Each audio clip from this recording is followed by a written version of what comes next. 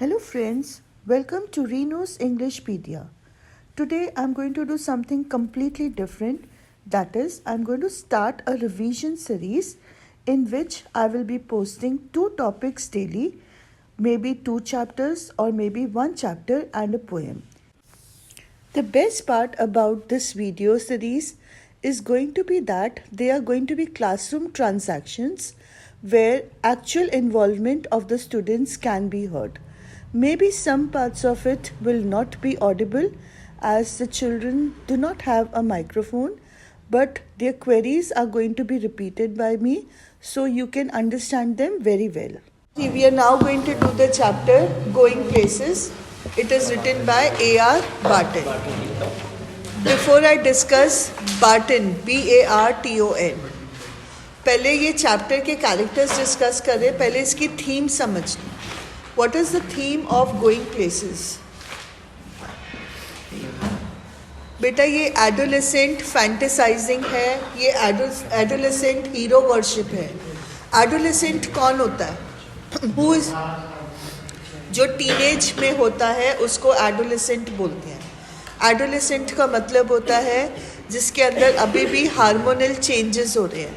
Hormonal changes जो होते हैं वो आपकी थॉट प्रोसेस को बहुत अफेक्ट करते हैं. जो ये आप लोगों का इनसिंसियरिटी जो है, जो आपका फिजिटिंग नेचर है, जो आपका मस्ती करने का स्वभाव है, ये इसलिए होता है because you are unable, Ashish, you are unable to deal with this hormonal changes that are going on in your body. ये हार्मोनल चेंजेस के कारण अक्सर जो टीनेज गर्ल्स होती हैं ये बहुत ज़्यादा फैंटेसाइजिंग में चले जाते हैं, ये बहुत आसानी से हीरो वर्शिपिंग में चले जाते हैं. फैंटेसाइजिंग और हीरो वर्शिपिंग क्या होता है? यस, हीरो वर्शिप होता है कि हम बहुत जल्दी अपना दिल हार जाते हैं, बहुत जल्दी हम किसी से इम्प्रेस हो जाते हैं, राइट. एंड फैंटेसाइजिंग होता है हम एक नॉर्मल सिचुएशन को बहुत ऐसे रंग दे देते हैं जो बिल्कुल भी ऑर्डिनरी से बियॉन्ड होता है. हम अपनी सच्चाई नहीं देखते, हम एक वर्ल्ड में जी रहे होते हैं जो वर्ल्ड एग्जिस्ट करना बहुत मुश्किल होता है, राइट. अगर आपने कई साल पहले एक सीरियल आता था मुंगेरी लाल के हसीन सपने, इसमें ये कैरेक्टर था मुंगेरी लाल. ये बैठे बैठे सपनों की दुनिया में चला जाता था और इस कदर चला जाता था कि वो बैठे बैठे गिर जाता था imagining that this thing was happening. आप अपने सपनों की दुनिया देखो. जब आप रात को कई बारी सो रहे होते हो, समटाइम्स, मतलब जैसे मुझे तो होता है, sometimes I have a dream कि I am falling down the stairs और एकदम बंदा हड़बड़ाहट के उठता है, राइट. ये तो आप जब आपका दिमाग सोया हुआ है तब आपने सपना देखा, बट यही सपना जब आप जागती आंखों से देखते हो तो इसको फैंटेसाइजिंग बोला जाता है. बंदा इस कदर अपने डे ड्रीम्स में खो जाता है कि उसको सच और झूठ में फ़र्क नहीं रहता, राइट. सेकेंड पॉइंट आपने याद रखना है, जब एक सच को आप कई बार एक झूठ को जब आप कई बार बोलते हो, व्हाट हैपेंस? आप अल्टीमेटली उस झूठ में बिलीव करना शुरू कर देते हो. अब ये बातें मैं क्यों बोल रही हूँ? क्योंकि हमें सोफ़ी के एक्शंस को अंडरस्टैंड करना है कि उसने ये सारे काम क्यों किए. जब तक हम इन बातों को नहीं समझेंगे, ये बैकग्राउंड नॉलेज हमें नहीं होगी, तब तक सोफ़ी के एक्शंस को समझना मुश्किल होगा. Now who is Sophie? She's a 15-year-old girl, right? She is in her last year at school. अब एग्ज़ाम्स के बाद उसको स्कूल छोड़ना है. She belongs to a low middle class family. Low middle class family का मतलब होता है मतलब पावर्टी तो है, बट फिर भी एक उनका एक मतलब हाँ, एक बेसिक स्टैंडर्ड ऑफ लिविंग है, मतलब गुजारा हो रहा है. यस, भूखे नहीं मर रहे हैं, गुजारा हो रहा है, बट कोई बहुत आलीशान लाइफस्टाइल नहीं है उसका, राइट. सोफ़ी जो है वो ख्वाबों की दुनिया में रहती है, इसीलिए उसके साथ हम adolescent fantasising, adolescent hero worship SoFi के साथ कहते हैं. तरुण एंड सरगम, पिटाई होगी तुम्हारी. सोफ़ी की फ्रेंड है जानसी। बेटा ये बातें समझ लो, बिकॉज ये क्वेश्चन अक्सर पूछा जाता है, how are Sophie and Jansie different. Sophie अगर फैंटेसाइजिंग में बिलीव करती है, एडोलेसेंट हीरो वर्शिपिंग में बिलीव करती है, तो जानसी बिल्कुल उसका कॉन्ट्रास्ट है। She is a foil to Sophie. Jansie उतनी ही प्रैक्टिकल है जितना सोफ़ी इम्प्रैक्टिकल है, राइट?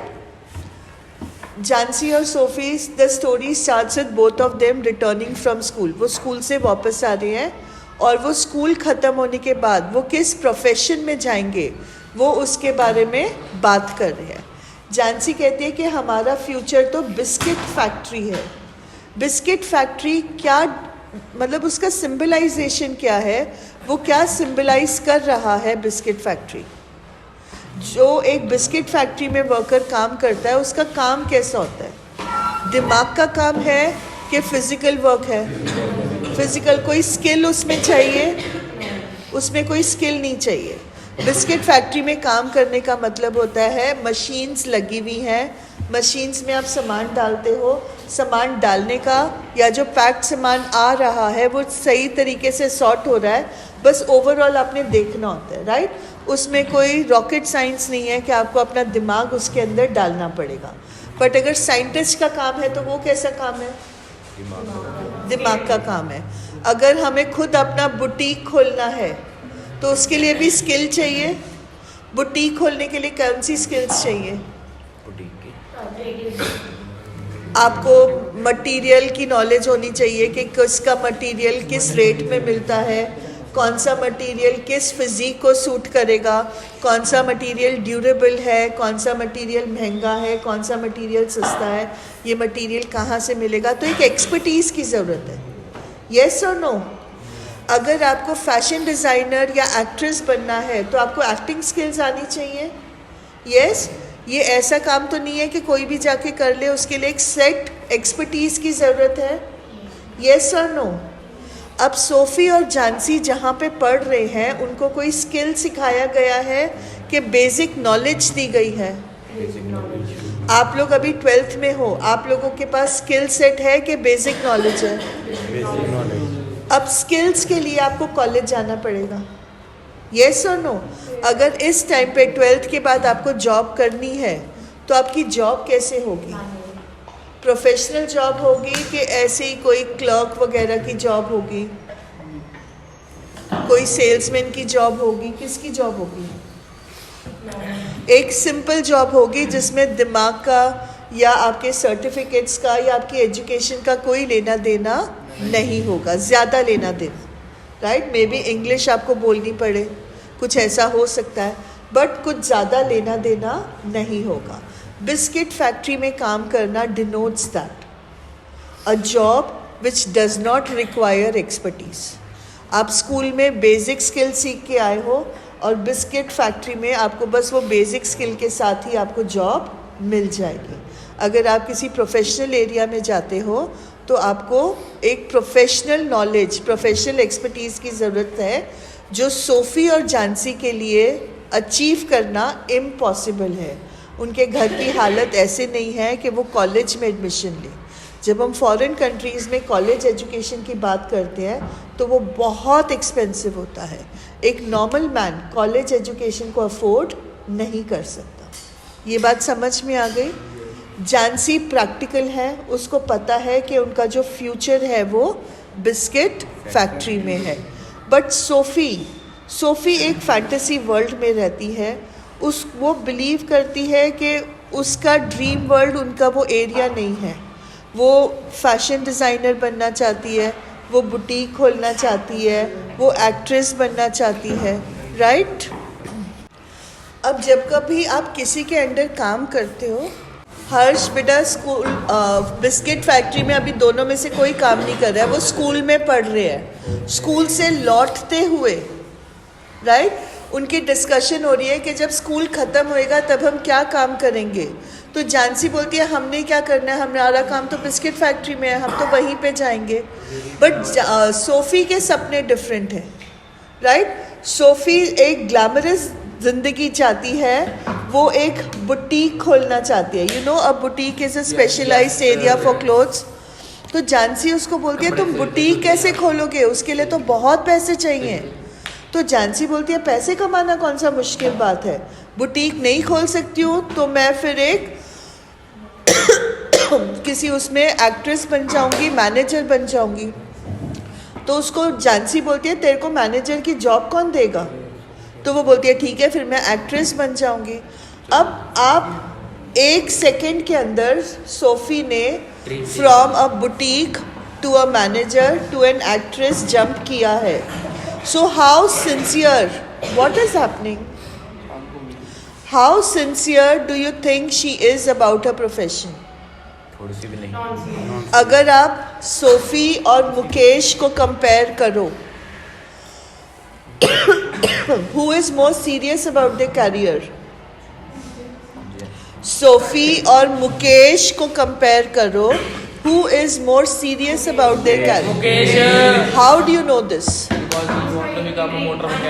उसका ड्रीम बहुत छोटा ड्रीम था to be a motor mechanic, but उसका ड्रीम चेंज नहीं हुआ with the hardships he would have to face, है ना. Motor mechanic, yes, motor mechanic बनना उसकी लाइफ में बहुत डिफिकल्ट था. उनका प्रोफेशन था बैंगल मेकिंग, बट वो बोलते कि नहीं मैं मोटर मैकेनिक बनूंगा और चाहे इसके लिए मुझे मीलों तक चलना पड़े. बट सोफी को जैसे ही जानसी ने पॉइंट आउट किया कि बुटीक के लिए बहुत पैसे चाहिए होंगे, तो उसने कहा मैं मैनेजर बन जाऊंगी. सोफी ने कहा तेरे को मैनेजर के लिए कौन हायर करेगा, तो उसने कहा मैं एक्ट्रेस बन जाऊंगी. मतलब वो मेहनत करने को तैयार नहीं थी. Same way you can identify with an adolescent, with everyday adolescent. वो ड्रीम्स तो बहुत है, आप सबके ड्रीम्स बहुत है, बट उन ड्रीम्स को सच करने के लिए कौन कौन काम कर रहा है. Not only an actress but Sophie also wants to be a fashion designer. उसका जो आइडियल है दैट इज़ मैरी क्विंट. वो बोलती है मुझे मैरी क्विंट की तरह बनना है, राइट. तो सोफ़ी के सपने बहुत बड़े बड़े हैं, बट उसके सपनों में प्रॉब्लम क्या है कि वो सपनों को पूरा करने के लिए हार्ड वर्क नहीं करना चाहती. वो अपने सपनों को पूरा करने के लिए स्ट्रगल नहीं करना चाहती. सपने ज़रूर बड़े हैं, बट उन सपनों का कोई फाउंडेशन नहीं है, राइट. अब ये बात करते करते वो सोफ़ी के घर आते हैं, right. So now let's take 2 minutes and discuss the different characters in Sophie's house. Sophie के घर में फैमिली मेम्बर्स में कौन कौन है. मदर है, फादर है and 2 brothers. One is elder brother Geoff and the younger one is I think Derry, but I'm not. Derek, yes, it's Derek. अब यहाँ पे मदर के लिए कुछ ज़्यादा नहीं बोला गया है. Mother is working in the kitchen, right. उनकी बैक जो है वो बेंट है, बट उन्होंने एक एप्रन पहना हुआ है और एप्रन की जो स्ट्रिंग है वो बड़े एलिगेंट बो में बांधी हुई है. ये जो कंट्रास्टिंग इमेज आपको दी गई है, bent back with a beautifully tied bow string, ये आपको सोफ़ी के मदर के बारे में क्या बताता है. वो काम करके बैक मतलब वो लेडी को अपने ड्रीम्स छोड़ने पड़े, और किसी टाइम पे उसके भी ड्रीम्स बड़े थे जो उसके ड्रेसिंग सेंस में रिफ्लेक्ट होता है कि उसने जो एप्रन की बो बांधी हुई थी वो बहुत नीट, बहुत डिग्निफाइड तरीके में थी. यस, मदर का आपको कंट्रास्टिंग इमेज नज़र आ गया कि हमारे को अपने सपनों को त्याग करना पड़ता है. लाइफ हमारे को उनका त्याग हमें सिखा देती है, जो मदर के पोर्ट्रेट में हमें दिखाई देता है. डाइनिंग टेबल पे उसके पापा बैठे हुए हैं. पापा कैसे ड्रेस्ड हैं? एलिगेंटली ड्रेस्ड हैं? No, he is not. कैसे ड्रेस्ड हैं? उन्होंने बनैन पहनी हुई है, वेस्ट पहना हुआ है, पसीने से लथपथ है. ऊपर से उन्होंने अपने हाथ भी नहीं धोए हुए हैं, उनके हाथ ग्राइमी हैं. GRIMY, GRIMY. ग्राइमी का मतलब होता है गंदे. आप ग्राइमी हाथों से सफ़ेद दीवार पे हाथ लगाओगे तो निशान रह जाएंगे. दैट इज़, यस, काला काला निशान, दैट इज़ ग्राइमी, राइट. मिट्टी और जो पोल्यूशन होता है हवा में, वो आपके फिंगर्स या आपके कपड़ों पे जब सेटल डाउन हो जाता है तब उसको हम ग्राइमी कहते हैं। उस टाइम पे सोप से धोना ज़रूरी है। सोफ़ी के फादर का खाने का तरीका बहुत हॉरिबल दिखाया गया है। ही इज़ गल्पिंग फूड, वो खाना खा नहीं रहे हैं, वो खाना ठूस रहे हैं, राइट। पसीने से लथपथ है, अच्छी शर्ट नहीं पहनी है, बनैन में बैठे हुए हैं और हाथ उनके जो है वो ग्राइमी है। जब सोफ़ी एंटर करती है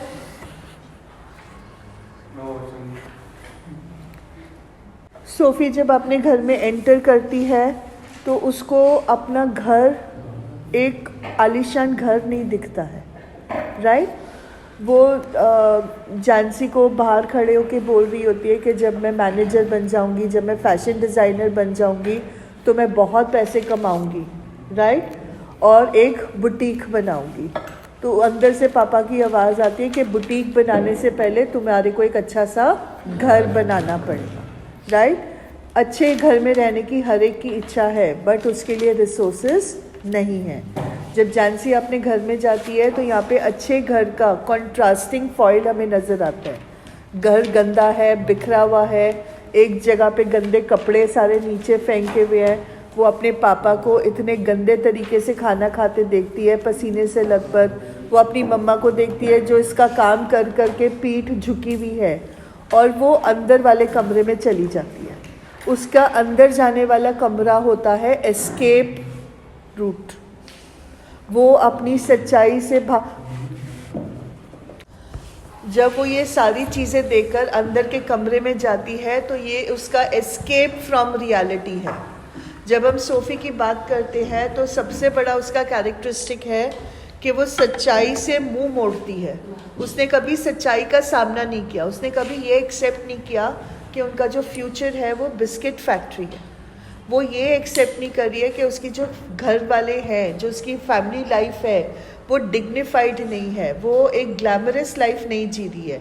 वो देखती है हर जगह गंद है और उससे डील करने की बजाय वो इमीडिएटली दूसरे कमरे में चली जाती है। दूसरे कमरे में उसका भाई जॉफ काम कर रहा है। He is an apprentice mechanic. Apprentice mechanic होता है जो अभी काम सीख रहा है, राइट। मैकेनिक होता है जो मशीन्स के साथ काम करता है, तो वो इस काम को सीख रहा है। He is working as an apprentice mechanic. वो हाँ जी बोलो कुछ। Apprentice APPRENTICE, apprentice mechanic. Apprentice का मतलब होता है जो अभी नया काम सीख रहे हैं, ठीक है। अब जॉफ काम कर रहा है, वो सिटी के आउटस्कर्ट्स पे है, राइट। जॉफ की नेचर क्या है, वो बहुत साइलेंट है। जितनी सोफ़ी बड़बड़ करती है उतना ही जॉफ जो है वो साइलेंट है। जॉफ की साइलेंस को सोफ़ी ने एक अलग रूप दे दी है। उसको लगता है वो इसलिए साइलेंट है क्योंकि उसके पास बहुत सारे सीक्रेट्स हैं। वो एक फैंटेसी लाइफ जी रहा है। वो जब सिटी के आउटस्कर्ट्स पे काम करने जाता है तो वो बहुत ग्लैमरस लोगों से मिलता है और वो इसीलिए चुप रहता है। और सोफ़ी जॉफ से बहुत बातें करती है इस उम्मीद में कि जॉफ उससे अपनी लाइफ के बारे में कोई सीक्रेट शेयर करे। But जॉफ is a quite man, right. वो सोफ़ी से ज़्यादा बात नहीं करता है। वो अपना जानसी का भाई होता है? नहीं, सोफ़ी का भाई है। जानसी कहाँ से उसके घर में आएगी, राइट। जानसी तो अपने घर चली गई, वो सोफ़ी का भाई है। अब ये अपने भाई की अटेंशन चाहती है, राइट। इसका सोफ़ी का सबसे बड़ा सपना है कि वो अपने भाई के पीछे मोटरसाइकिल पे बैठ के बाहर सड़कों पे निकले। भाई ने ब्लैक कलर की लेदर जैकेट पहनी हो और ख़ुद उसने एक येलो कलर का केप लगाया हुआ हो, और जब वो हवा में जाए तो उसका जो केप है वो हवा में उड़े। तो ये प्रैक्टिकल है कि फैंटेसी है। केप इज़ रोब, जो आपके पीछे जो फैंटेसी, वो एक चादर तो नहीं, इट्स अ केप। वो जो सुपरमैन वाले। हाँ, सुपरमैन का जो रेड कलर के पीछे कंधों पे होता है, दैट्स अ केप। तो वैसे जानसी इमेजिन करते कि उसने येलो केप पहना होगा और वो मोटरसाइकिल पे जाएगी तो वो केप हवा में उड़ेगा। तो ये जो उसका ड्रीम है, इट्स अ वेरी, बस वीडियो बना रही है। She is not a fool. ओ फोन चेक कर लो भावे। सोफी एक फैंटेसी वर्ल्ड में रह रही है, ये उसका फैंटेसी विद अ ब्रदर है। ये उसका फैंटेसी है related to Geoff. Yes, bike पर घूमना। बट जॉफ उसको घास नहीं डालता है हैं? और बोलिए। जॉफ का अटेंशन वो हर कीमत पे चाहती है। इस कारण से वो अपना पहला झूठ, मतलब Sophie is an inveterate liar. Inveterate liar मतलब वो बहुत झूठ बोलने की आती है, और झूठ दूसरों से नहीं, वो झूठ खुद से भी बोलती है, राइट। उसको अपने भाई का अटेंशन चाहिए। अटेंशन के लिए उसके लिए सही और गलत के कोई मायने नहीं है, सच और झूठ के कोई मायने नहीं है। और वो अपने भाई से बोलती है कि मैं आज डैनी केसी से मिली। Now who is Danny Casey? He is the Sachin Tendulkar of football in Ireland. Ireland की कहानी है ना ये, जहाँ कर भी है, जहाँ की भी ये कहानी है। आयरलैंड ही है ना शायद। समझ में आया? जैसे सचिन तेंदुलकर इंडिया में क्रिकेटर है, वैसे डैनी केसी आयरलैंड में फुटबॉलर है। ये बात समझ में आ गई? क्लियर? मैंने अब मेटाफर यूज किया है यहाँ पे। He is the Sachin Tendulkar of football in Ireland. मैंने कौन सा लिटरेरी डिवाइस यूज किया है? मेटाफर। मैंने बोला नहीं है वो उसकी तरह है, मैंने कहा है वो है। ये इस तरह से अपने अलग अलग टॉपिक्स को दिमाग में रिफ्रेश किया करते हैं, राइट। वो बोलती है कि आज मैं डैनी केसी से मिली। ये बात वो क्यों बोलती है? Because जॉफ is a great football fan. जॉफ बहुत बड़ा फुटबॉल फैन है डैनी केसी का, और जैसे वो चाहती है, ये बात सुनकर इमीडिएटली जॉफ उसको अटेंशन देता है। वो उसको पूछता है कहाँ, कैसे? तो बोलती है कि मैं मॉल के बाहर खड़ी थी, मैं मॉल विंडो को देख रही थी, जब मुझे पीछे से आवाज़ आई he wanted to, just a minute, okay, mall is like an arcade. बोलती है मैं वहाँ पे क्लोथ्स देख रही थी और मुझे वहाँ पे डैनी केसी मिला और वो उसकी आंखें वगैरह डिस्क्राइब कर रही है। उसको लगता था कि जॉफ ये बात खुद तक रखेगा, पर जॉफ ने जाके ये बात अपने पापा को बोल दी। उसके फादर सोफ़ी को बहुत अच्छे से जानते थे कि इसको झूठ बोलने की बहुत आदत है, और उन्होंने इस बात पे यकीन नहीं किया, राइट। वो अपनी स्टोरी को इलेबोरेट करती गई कि हाँ ये भी हुआ, बट उन्होंने यकीन नहीं किया। उसने कहा कि फिर उससे पूछा गया कि तुमने ऑटोग्राफ लिया? तो कहती है उसके पास पेन पेपर नहीं था तो मैं ऑटोग्राफ नहीं ले पाई। तो फाइनली अब जब जॉफ को उसकी बात पे यकीन नहीं हुआ, वो जॉफ को इम्प्रेस करना चाहती थी, जॉफ उसकी बातों से इम्प्रेस नहीं हुआ, तो जानसी ने एक और झूठ बोला कि अगले वीकेंड पे डैनी केसी मुझे कनाल पे मिलने आ रहा है। अब जब कोई नहीं बोला उसको क्या मैंने जानसी बोल दिया, I am sorry. We are talking about Sophie, हो सकता है मेरे मुंह से जानसी निकल जाए। सोफ़ी ने एक और झूठ बोल दिया कि डैनी केसी अगले वीकेंड पे कनाल पे मेरे से मिलने आ रहा है। तो अब जब कोई इतनी बड़ी बात करेगा तो सामने वाले को यकीन हो जाएगा। नहीं होगा। उसको यकीन कहीं ना कहीं हुआ, बिकॉज ये बात हमें पता चलती है अगले दिन स्कूल जाते हुए जानसी सोफ़ी से पूछती है कि you never told me that you met Danny Casey, कि तुमने मुझे, हाँ, जानसी सोफ़ी से पूछती है कि तुम डैनी केसी से मिले, तुमने मुझे ये बात बताई नहीं। जो सोफ़ी की फैमिली है ना, वो पूरे के पूरे फुटबॉल फ़ैन है। वो हर वीकेंड पे फुटबॉल देखने जाते थे एक्सेप्ट फॉर दी मदर। जॉफ अलग जाके बैठ जाता था, मतलब ये शो किया जाता है जॉफ के अलग बैठने से कि वो अपने फैमिली से थोड़ा सा अब अलग पीछे हट रहा था।